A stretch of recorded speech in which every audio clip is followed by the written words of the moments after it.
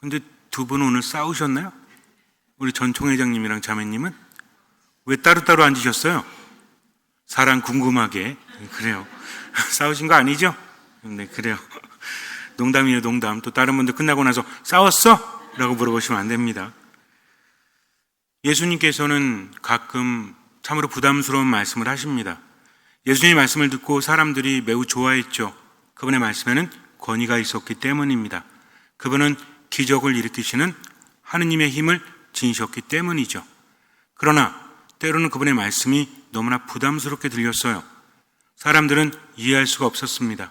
대표적인 말이 뭐죠? 너희는 모두 이것을 받아 먹어라 하면서 최후의 만찬 때 하신 말씀이 있죠. 그 전에도 사람의 아들의 몸과 피를 받아 먹고 마시지 않으면, 이런 이야기를 하셨을 때 사람들은 이해하지 못합니다. 어떻게 먹으라고 줄 수 있단 말인가? 어떻게 그것을 먹을 수 있단 말인가? 이해하지 못하는 거죠. 인간의 생각에 사로잡혀 있으니까 하나님의 생각을 알지 못합니다. 하나님의 생각과 인간의 생각은 다르죠. 신앙인은 어떤 사람이죠? 제가 여러분에게 계속해서 거듭해서 말씀드리고 있지만, 신앙이라는 것은 하느님을 만나는 거다. 그리고 그 말씀을 듣는 거다. 그리고 그 말씀을 따라가는 거다. 이 세 가지가 실천되어지지 않으면 신앙이 있다라고 말할 수 없어요. 겉으로는 신자인 척할 수 있습니다. 그러나 참된 신앙이 없다는 거죠. 진짜 신앙이 있는 사람은 하느님을 만나고요, 그 말씀을 듣고 모든 것을 내려놓고 그분을 따릅니다. 나머지는 맡기는 거죠. 굉장히 단순합니다. 신앙이라는 것은 어렵지 않아요. 삶이 복잡하니까 어렵게 보이는 거죠. 그런데도 신앙은 왜 어려울까요? 불가능한 것을 요구하시는 것 같으니까. 근데 예수님께서는 기본적으로 말씀하시죠. 나를 따르는 사람은 어떻게 해야 된다? 죽어야 된다. 어떻게 죽어야 된다? 매일 자기 자신을 버리고 죽어야 된다. 자기 자신을 살리려는 사람은 죽을 것이요, 나와 복음을 위해서 목숨을 내어놓는 사람은 살 것이다라고 이미 말씀하셨습니다. 그분은요, 아주 명확하신 분이에요. 애매모호하지 않습니다. 내가 그렇게 받아들이니까 어려운 거죠. 쉬운 길이 있음에도 불구하고 하기 싫으니까 어려운 길만 보이는 겁니다. 살을 빼야 돼요. 그럼 어떻게 해야 돼요? 덜 먹어야죠. 그럼 어떻게 해야 돼요? 운동을 해야 돼요. 근데 이렇게 말합니다. 저는 운동하기도 싫고요, 마음껏 먹고 싶어요. 근데 살을 빼고 싶어요 라고 말하면 이 사람 뭐예요? 제정신이 아닌 사람이죠. 절대로 그것을 이룰 수 없습니다. 체중 감량을 어떤 이유로든, 몸매가 이뻐 보이기 위해서든, 건강상의 이유든 두 가지를 철저하게 지켜야 됩니다. 하나는 덜 먹어야 돼요. 두 번째는 많이 움직여야 됩니다. 뭔 얘기예요? 안으로 들어가는 것은 적어줘야 돼요. 밖으로 내보내는 것은 많아져야 된다는 겁니다. 근데 자꾸만 집어 넣으려고 하고 내보내지 않으면 어떻게 될까요? 죽어요. 이것은 아주 확실한 사실입니다. 그래서 살 빼기가 쉽지 않은 거죠. 세상의 원리가 이래요. 예수님께서는 죽으라고 하십니다. 근데 우리는 죽기 싫은 거죠. 그러니까 그분의 말씀을 받아들이기 어렵다는 겁니다. 그 중에 한 가지 말씀이 또 이거예요.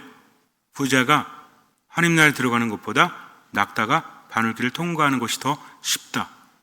그렇다면 당시 사람들은 이 말씀을 듣고 왜 거부 반응을 일으켰을까요? 그들에게 있어서 돈이라는 것은 하느님의 선물이요, 은총이었습니다. 부자들은 하느님께 복을 받은 사람들이죠. 가난한 사람들은 하느님께 복을 받지 못한 사람들입니다. 그리고 건강한 사람은 하느님의 은총을 받은 사람이요, 건강하지 않은 사람들은 하느님께 벌을 받은 사람이다. 태어날 때부터 태생소경이라든지 몸이 불구가 되어 있다면 그것은 무엇 때문이다? 죄 때문이다. 그의 죄가 아니라 누구의 죄 때문이다? 조상들의 죄 때문이다 라고 여겼다는 겁니다. 우리도 옛날에 그랬죠. 지금은 안 그렇지만 여러분들도 아마 그런 시대를 사신 것 같은데, 아이가 불구로 태어나면 부모의 죄다, 조상의 죄다, 뭐 그러지 않았습니까? 조상에게 잘못해서 이런 결과가 있었다. 심지어는 아들을 못 낳으면 죄인 취급받았잖아요. 왜 그러시나? 옛날에 그랬잖아요. 아들을 낳으면 되지 않습니까? 그래서 딸 낳으면 시어머니가 뭐라 그래요? 네가 우리 집안에 들어와서 집안을 망치는구나. 그런데 아들과 딸을 결정짓는 것은 여자일까요? 남자일까요? 집에 가서 고민해 보세요. 누군지. 근데도 억울한 여자들만 죄인이 되었지 않습니까? 이런 것들을 우리가 생각해 봐야 한다는 거죠. 하느님께 은총을 받은 사람들은 아들을 낳고요. 하느님께 은총을 받은 사람은 부자예요. 그런데 예수님께서 부자가 하느님 나라에 들어가는 것보다 낙타가 바늘길을 통과하는 것이 더 쉽다고 하니까 저희들이 어떻게 반응합니까? 그렇다면 과연 누가 하느님 나라에 들어갈 수 있겠는가? 그랬더니 예수님이 뭐라고 하시죠? 그것은 사람에게는 불가능하지만 하느님께는 가능하다. 이 말씀을 우리가 깊이 묵상해야 됩니다. 내가 하고 싶은 대로가 아니라 하느님께서 알려주시는 길을 가야 한다는 거죠. 그렇다면 예수님께서는 왜 이런 말씀을 계속 하실까요? 하느님과 재물을 동시에 섬길 수는 없다라고 하시죠. 예수님께서 하지 말아라고 많이 말씀하신 게 뭐예요? 돈에 매이지 마라. 그렇다면 돈에 매이지 말라는 것은 어떤 의미일까요? 돈이 많으면 안 돼요? 여러분들은 돈이 많고 싶어요? 돈이 적고 싶어요? 말이 좀 이상한가? 돈이 많았으면 좋겠어요? 아니면 돈이 적었으면 좋겠어요? 많았으면 좋겠지. 저도 많았으면 좋겠어요. 우리 마도성당에 돈이 많아가지고 아스팔트도 깔고 장의자도 새로 놓고 그랬으면 좋겠어요. 요즘에 제가 마도에 와서 걱정이 많아요. 여태까지 신부가 돼서 돈 걱정을 해본 적이 없어요. 근데 마도에 와서는 걱정을 많이 해. 왜 그래요? 신앙이 없어서 그래. 본당 신부가 신앙이 없어가지고 돈 때문에 걱정하고 있는 거죠. 돈은 많을수록 좋지 않습니까? 안 그래요? 말 잘하셔야 돼요. 하느님께서 듣고 계십니다. 돈은 많을수록 좋습니까? 적을수록 좋습니까? 많을수록 좋은 거죠. 이렇게 우리가 돈을 원하는데 예수님께서는 왜 부자가 하나님 나라에 들어가기가 어렵다고 하실까요? 어려운 걸까요? 부자가 하나님 나라에 들어가는 것보다 낙타가 바늘길을 통과하는 것이 더 쉽다라는 것은 어렵다는 얘기입니까? 불가능하다는 얘기입니까? 바늘길가 뭔지 아시죠? 낙타가 통과할 수 있어요? 쥐새끼도 못 통과할걸요? 그러니까 부자가 하나님 나라에 들어간다는 것은 불가능하다는 이야기입니다. 이래서 사람들은 기가 막히는 거죠. 사실 이 말씀 때문에 많은 사람들이 예수님을 떠나요. 받아들일 수 없는 거죠. 여러분들 이 내용 아시죠? 어떤 젊은이가 예수님 찾아옵니다. 하나님 나라에 들어가기 위해선 어떻게 해야 되냐고 묻죠. 예수님과 대화하면서 자신이 있었죠. 왜? 율법을 다 지켰거든. 계명을 다 지켰거든요. 이것도 매우 어려운 일입니다. 여러분들은 십계명 다 잘 지키십니까? 하나님의 계명을 다 잘 지키십니까? 아주 결정적인 질문 해볼까요? 그런 거 다 지켰다면, 그렇다면 여러분들이 버는 거의 10분의 1을 하느님께 바치십니까? 그랬더니 어떤 분이 천주교는 30분의 1이지요? 그러면 30분의 1은 바치십니까? 30분의 1이라고 한 이유는 뭘까요? 하느님 말씀이 아닙니다. 실정에 맞게 그렇게 해라라는 거지. 원래 원칙은 뭐예요? 10분의 1입니다. 이게 맞는 거예요. 이것이 하느님의 말씀이기 때문에. 그럼 지키십니까? 대답 안 하셔도 돼요. 뭐 그거 안 지키신다고 제가 뭐라고 할 생각도 없으니까. 중요한 건 뭐냐면 계명을 지킨다는 것은 쉬운 일이 아니라는 겁니다. 근데 이 사람은요, 당당하게 말해요. 저는 다 지켰습니다. 예수님께서 흐뭇해 하시죠? 그를 바라보시다가 이렇게 말씀하십니다. 너한테 한 가지 부족한 것이 있다. 재산을 다 팔아서 가난한 이들에게 나누어 주어라. 그랬더니 그 젊은이가 울상이 됩니다. 그리고 매우 슬퍼하면서 돌아가죠. 이게 정말 쉬운 문제가 아니에요. 그분의 말씀을 들으면서 마음이 불편할 수밖에 없다는 거죠. 그러면 왜 그러실까요? 아파서 병원에 갑니다. 의사가 말해요. 암입니다. 하늘이 무너지죠. 의사가 미워요. 왜 나한테 저런 말을 하지? 의사가 참 못됐어 라고 생각합니까? 그럼 의사가 암인지 아는데 아닙니다 그래요? 아유 괜찮아요. 결과는 암으로 나왔는데 뭐 사람 일을 알 수 있나 뭐. 그러니까 마음껏 사세요 라고 말합니까? 그렇지 않죠. 의사가 말하는 것은 암이니까 어떻게 해라? 치료를 받아라. 이제는 조심해라 라는 말이에요. 우린 받아들일 수 없죠. 그래서 딴 병원에 갑니다. 거기서 또 암이라고 그래요. 그럼 어떻게 해요? 또 딴 병원을 갑니다. 그러다 나중에는 받아들이죠. 의사는 내가 얄미워가지고 암이라고 하는 거예요. 이 사람은 마음에 들게 생겼으니까 암이 아니라고 하고, 이 사람은 마음에 안 들어. 꼭 우리 집 남편처럼 생겼어. 웃긴 얘기 있는데 갑자기 심각해져요. 그래갖고 암이라고 합니까? 아니잖아요.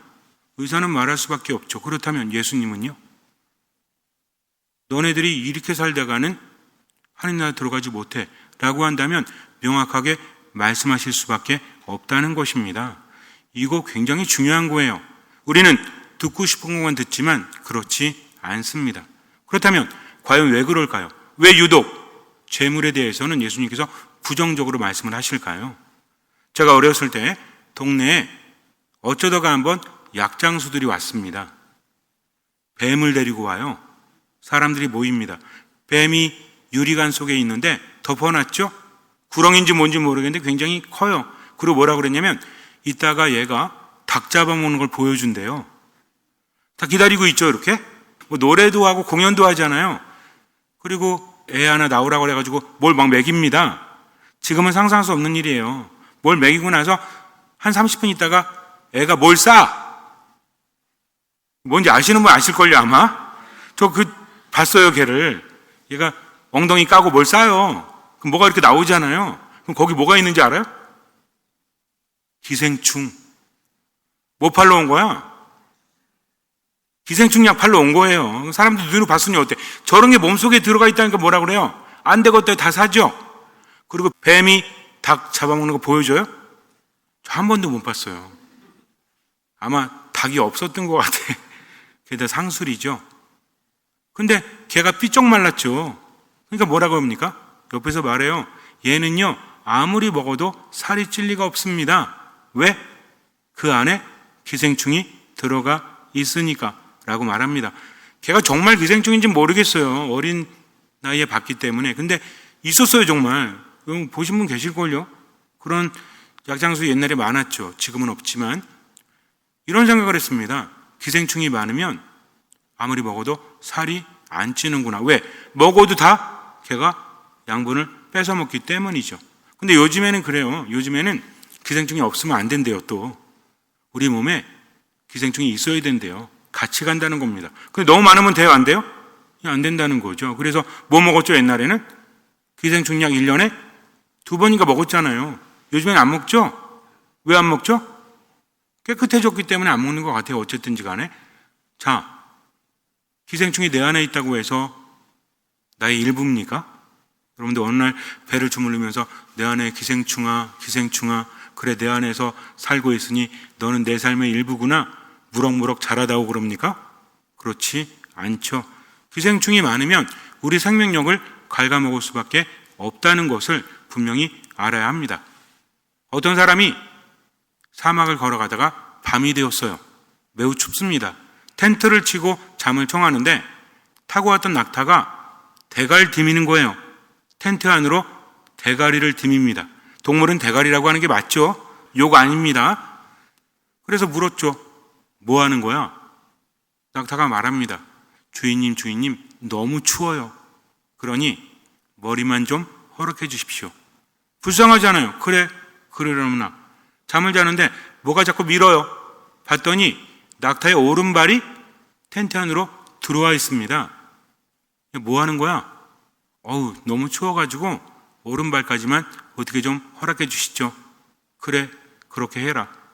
또 잠이 들었습니다. 또 밀고 있는 거예요. 봤더니 낙타의 왼발도 쑥 들어와 있는 거예요. 미쳤나? 너 왜 그러는 거야? 주인님, 주인님, 너무 추워요. 여기까지만 허락해 주십시오. 불쌍하잖아요. 그래, 그러려무나 라고 했습니다.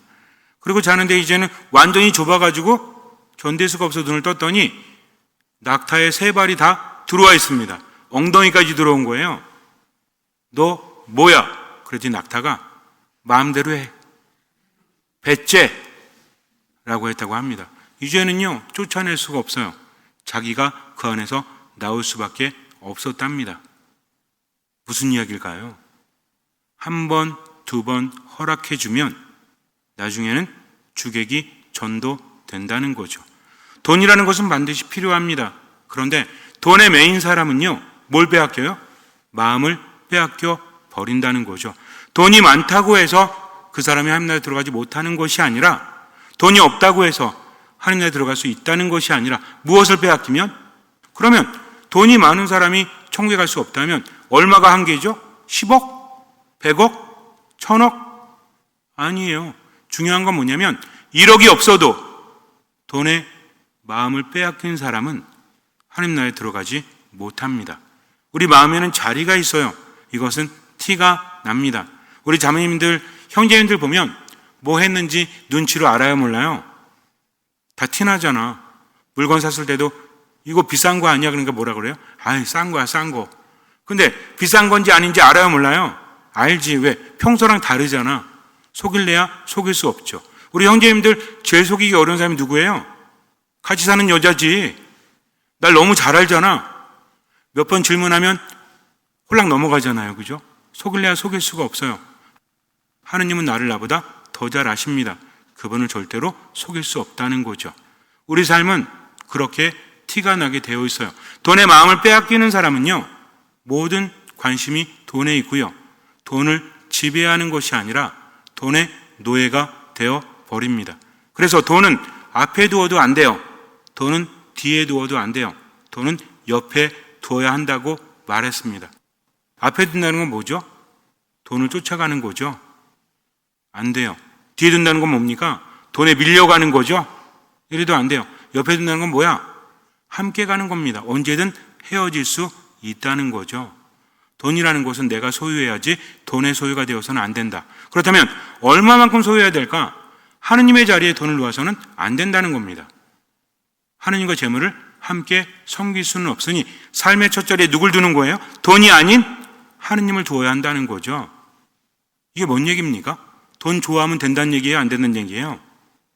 괜찮아요. 돈 좋아해도 돼요. 그러나 뭘 더 따라야 된다? 하느님의 말씀을 따라야 한다는 거죠. 무엇일까요? 돈을 좋아하지만 하느님께 인색해서는 안 된다는 겁니다. 두 번째는 뭐예요? 돈을 좋아하지만 사람들에게 베풀 수 있어야 한다는 거죠. 이것이 하느님 사랑과 이웃 사랑입니다. 사랑은 주는 겁니까? 받는 겁니까? 뭐 그런 노래도 있죠. 사랑을 받는 마음도 행복하지만 주는 마음은 햇살이에요 라는 가요도 있죠. 하긴 여러분들은 성가만 부르시니까 모르시겠지만 사랑은 주고받는 거라고 하지만 하느님 사랑과 이웃 사랑이라고 말씀하실 때 이것은 주는 나의 입장을 이야기한다는 거죠. 준다는 건 뭘 주는 겁니까? 내가 가진 것을 주는 거죠. 그렇다면 돈이라는 것은 단순히 화폐를 의미하는 것이 아니라 누가 가진 것? 내가 가진 것을 의미한다는 겁니다. 뭡니까? 소유죠, 소유.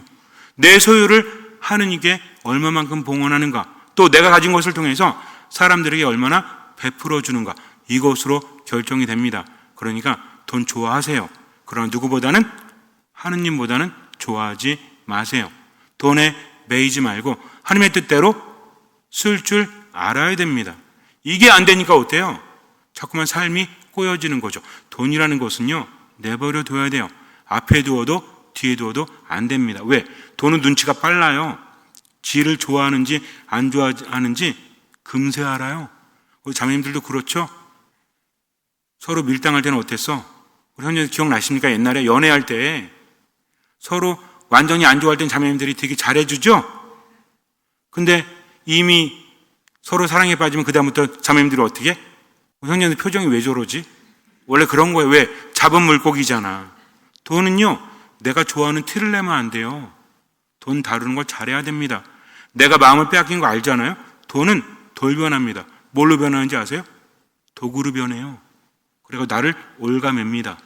나를 꼼짝 못하게 하고 노예로 만들죠. 그런데 돈에 자유로운 사람은요, 마음껏 쓸 줄 알죠? 하느님께 봉헌하고 사람들에게 쓸 줄 아니 뭘 빼앗기지 않죠? 마음을 빼앗기지 않는 거죠. 예수님께서 바리사이 시몬의 집에서 식사를 하시는데 한 여인이 들어옵니다. 이 여인이 예수님 앞에 당당히 걸어가더니 막 눈물을 흘려요. 발을 눈물로 적십니다. 그리고 향유를 붓죠. 머리에. 예수님 머리에 향유를 붓고 발에 붓고 자기 머리로 예수님의 발을 닦아드리죠. 그랬더니 사람들이 굉장히 못마땅해 합니다. 예수님의 제자였던 유다도 뭐라고 하죠? 야, 저게 얼만데, 저 순나루드 향유가 얼만데 저거 팔아서 가난이들에게 나눠줬으면 얼마나 좋았을까 라고 생각을 하죠. 근데 이건요 핑계입니다. 유다는 돈에 묶여있는 사람이었어요. 그냥 이게 아까운 거야. 명분과 핑계를 대는 거지. 왜 저렇게 아깝게 쓰지? 저거 팔아서 가난이들에게 나눠주었으면 얼마나 좋았을까. 지는 쓰지도 않으면서. 성경은 뭐라고 합니까?